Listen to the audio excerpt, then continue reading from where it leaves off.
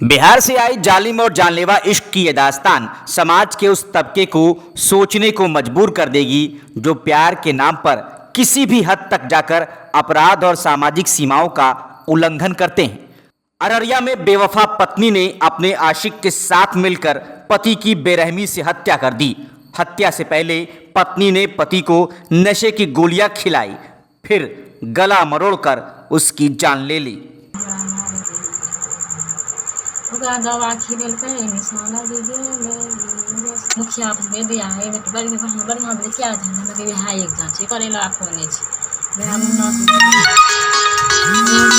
जो कि हाट के महलगांव थाना क्षेत्र के चैनपुर गांव में 5 अगस्त की देर रात पत्नी शमा परवीन ने अपने प्रेमी मुन्ना के साथ मिलकर 35 साल के अपने पति नौशाद आलम की गला मरोड़कर हत्या कर दी।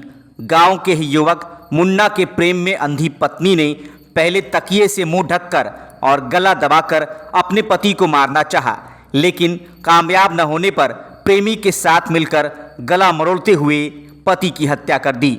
जब ग्रामीणों को मामले की जानकारी हुई तो सामाजिक स्तर पर मामले को सुलझाने के लिए पंचायती हुई। पंचायत में स्थानीय मुखिया समेत गांव के लोगों ने मामले को रफा दफा करने के लिए इस नृशंस हत्या की एवज में जुर्माना तय किया। जब तय जुर्माने की राशि का भुगतान नहीं किया गया तब जाकर मृतक की मां बीबी शाबरा ने महलगांव थाने में अपनी बहू समेत 7 अन्य नामजद के खिलाफ एफआईआर दर्ज कराई। एफआईआर दर्ज होने के बाद महलगांव थाना पुलिस एक्शन में आई और पोस्टमार्टम के लिए कब्र से शव को बाहर निकाला गया। चौकीदार की माने तो टेम्पो से शव को पोस्टमार्टम के लिए ले जाते वक्त रास्ते में शव को छीनने की भी कोशिश की गई। बॉडी लेके हम लोग आ रहे थे, टेम्पो आगे था, पीछे हम लोग थे। हम 2 चौकीदार से थे, हम दोनों चौकीदार आए थे पीछे पीछे। वो मोटरसाइकिल लेके उधर बेलगाछी की तरफ से आ रहे थे। अचानक रोड में रोक दी, बीच रोड में गाड़ी लगा के। तो वो कहने लगा कि कहाँ जा रहा है तुम, गाड़ी रोको। तो ड्राइवर का भी हाथ पकड़ लिया, गाड़ी में 2 आदमी बैठल था तो उसका भी हाथ पकड़ लिया वो। तो वहाँ छाँ करने लगा। जब तो हल्ला करने पर तो वो हमारा साइड होते हुए फिर दक्षिण की तरफ वो भाग गए। तो हम लोग डेड बॉडी छीनना चाह रहा था। हाँ, डेड बॉडी छीनना चाह रहा था, जिसमें हम लोग इसलिए पहचान में आ गए। तो कहा है तुम इस तरह किया, कौन है, क्या रिलेशन है। तो हम दोनों उनको धरे उसको, तो उनको अंबरगाछी थाना में जमा करके तब डेड बॉडी लेके हमने अररिया आए। चैनपुर मसूरिया के पूर्व मुखिया शाहिद अख्तर की माने तो मुस्लिम रीति रिवाज के हिसाब से मैयत को नहलाते वक्त ही ग्रामीणों को पता चल गया था कि मृतक का गला मरोड़ा गया है, लेकिन गांव वालों ने अलग अलग वजहों से पंचायती करने का फैसला किया, इसीलिए शव को तब दफना दिया गया था। हम लोग सोचे कि अपने मौत से मरा है। हम लोग बाद में पहुँचे वहाँ, जब देखे कि इसका गला मोड़ाया हुआ है, तोड़ा हुआ है, नाखून ताखून चीन था और गला में पूरा एकदम कालापन बना हुआ था। जब नहाने के क्रम में ये बात पता चला और उसके बाद उसी जो लड़का मारा उसका मतलब के साथ अन्य 6-7 लोग हैं। लेकिन ग्रामीणों ने कहा कि उसकी बहन की शादी है, कल 2 बहन की शादी है, ज़रा माफ़ कर दीजिए, हम लोग बैठ करके ये समस्या हल कर लेंगे, मिट्टी करा दीजिए, नहीं तो दोनों बिरादरी शादी टूट जाएगा, कल बारात आने वाला है। और ये मुसम्मात का 6 महीना पहले बेटा एक दो बड़ा मर गया, उसके बाद शौहर भी पूरे ग्रामीण प्रेशर बढ़ा दिया कि इसका हर हालत में मिट्टी होना चाहिए, जबकि हम लोग कहे कि नहीं पोस्टमार्टम होना चाहिए। पोस्टमार्टम बोला कि हो जाएगा तो फिर यहाँ तितिर बितिर हो जाएगा, आदमी की शादी ब्याह टूट जाएगा। एक अन्य ग्रामीण ने बताया कि मैयत को नहलाते वक्त जब हत्या का शक हुआ तब पत्नी से पूछताछ की गई और उसने अपना जुर्म कबूला। जब नहाने के क्रम में जब इसका जख्म देखा गया, उसके बाद कहा कि भाई ये जख्म कैसा है। फिर गर्दन जब ऐसे हुआ तो पूरा घूमने लगा, गर्दन टूटा हुआ था, चेहरे पर भी और गले में भी मार का निशान था।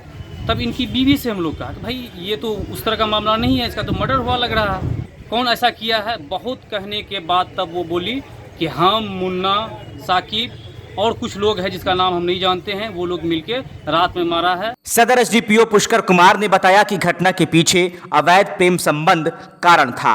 स्थानीय मुखिया और ग्रामीणों ने मिलकर 55 डिसमिल जमीन पर मामले को रफा दफा करने की कोशिश की थी। जब 55 डिसमिल जमीन नहीं दी गई तब मृतक की मां ने एफआईआर दर्ज कराई। हत्या की खबर की जानकारी गांव में लोगों को थी। उन लोगों ने पंचायती करने के बाद और सबका निष्पादन कर दिया, जिसमें पंचायती में स्थानीय मुखिया भी संलिप्त थे। उन लोग के विरुद्ध भी अनुसंधान जारी है और 55 डिसमिल ज़मीन में बात हुआ था कि 55 डिसमिल ज़मीन जो है, जो हत्या करने वाला है वो पीड़िता को दे देगा जिसके पति की हत्या हुई है, जिससे दोनों बच्चे के परवरिश होंगे। और वो 55 डिसमिल ज़मीन नहीं देने के कारण ही मामला उसकी मां जो है एफआईआर दर्ज की। आखिर हत्या क्यों हुई सर, क्या कारण? इसका हत्या का कारण था कि शमा प्रवीण जो मृतक की पत्नी थी, उसका प्रेम था अभियुक्त से और वो अभियुक्त जो है सो बराबर इससे फोन से बात करता था। शाद आलम को हत्या से पहले उसकी पत्नी शमा परवीन ने पहले नशीली दवाई पिलाई और फिर ढेर सारी नशे की टैबलेट खिलाकर सेंसलेस कर दिया। पति के बेसुध बेहोश हो जाने पर प्रेमी मुन्ना को फोन कर बुलाया और फिर उसके साथ मिलकर मुंह दबाकर और गला मरोड़कर पति की हत्या कर दी। और इस दोनों ने ही प्लानिंग रचा और प्लानिंग रचने के बाद यह हुआ कि रात को हम अपने पति को नशा में कोरेक्स और टेबलेट को खिला देंगे और उसके बाद फ़ोन करेंगे तब तुम आ जाना।